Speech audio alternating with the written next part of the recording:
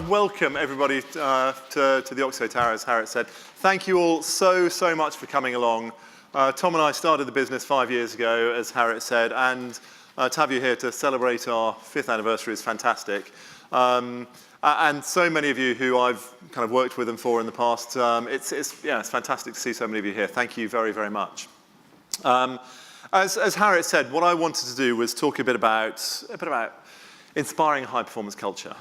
And I've been really lucky. I've been really lucky. Over the last 16 or so years, since I stopped rowing, I've worked in countless different organizations. And it's been fascinating. It's been absolutely fascinating to be able to go in and have a look at people and how do we do what we do? How do people in different organizations approach the tasks they've got, approach the environments they're in, and how do they do the things they do? A kind of whole range of different cultures, some very hierarchical, some very flat. And it's been interesting to see within all these different organizations, what does performance, what does high performance look like? It seems as though there are some very simple principles that I think so often we want things that are new, that are dynamic, that are sexy, but actually very often it's very simple stuff that actually really makes a difference. When I talk about high performance culture, I just want to explain what I mean by that. So a high performance culture for me is an environment where people are constantly challenging, striving, changing what needs to be done in order to achieve a clear and specific outcome. Just delivering great results doesn't mean you have a high-performance culture. Just working really hard doesn't mean high-performance culture. Just having a really nice atmosphere, being nice to each other doesn't mean high-performance culture. And so it's easy to look at organizations, whether it be sport or otherwise, where they get great results and assume that they've got a great high-performing culture, but that's not always the case. A high-performing culture, I think, has got to be an organization, a culture, an environment where people want to continually challenge, change, do things differently in order to achieve a clear goal. Sport and business are different in many ways. In sport, it's pretty clear about how much training you can do. You can only do a certain amount of training. When I first got in the rowing team, people talked about overtraining syndrome. So when you kept training and your results just got worse and worse because your body wasn't able to recover and continue to deliver results. They then started calling it under-recovery syndrome, which I thought was interesting. So there's nothing like doing too much training. It's just you need more rest. You need to make sure you sleep properly, you eat properly, you recover properly.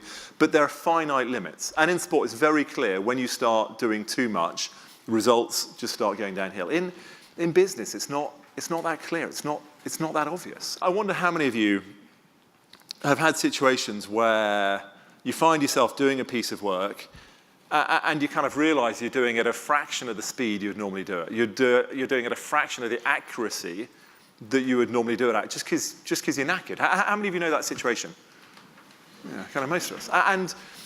But yet we still so often resort to doing more. Because there's an infinite amount of work out there, and it's what we have to do. It was interesting how the whole meeting agenda thing changed. How people were actually invited to meetings for a specific time when their input was needed. The kind of whole culture around how meetings happen, the amount of time people spent in them, the impact that they had changed dramatically because of this one guy's approach to just being ruthless about how he spent his time. And you can only do that if you've got a clear goal, if you actually know what you're trying to achieve. Because otherwise, what do you make your ruthless decisions based on? How do you choose what you do and what you don't do? There's got to be a clear and compelling goal. And I think the first performance principle we talk about is very clear and obvious. It's about focusing on what's important, about having absolute clarity. Yeah, some people use complexity as an excuse for a lack of clarity. And then my view is maybe they're not necessarily doing their job. Because I think one of the critical bits about leadership is actually to set the direction, to make sure that people do have clarity around what they're doing. Even if we haven't got absolute clarity, how much clarity can we give people so they can make the ruthless decisions around how they spend their time and energy rather than just doing what's in front of them. So I think even in a world of complexity, we need to make sure we've got clarity so that we can make the right decisions. And I'd say that's our first very simple performance principle. The second one about about performance and about improvement. If you look at elite sport, high-performing elite sport, there's normally an obsession, an absolute obsession around skills development and improvement. And the last 2 years I was in the rowing team, we absolutely had that obsession. Technically I could row, I clearly could row, I'd been to an Olympics or two, I'd been to a few World Championships. Clearly I knew how to row, and it was all about working harder. And then various things happened, and we kind of changed our thinking around it, and we started being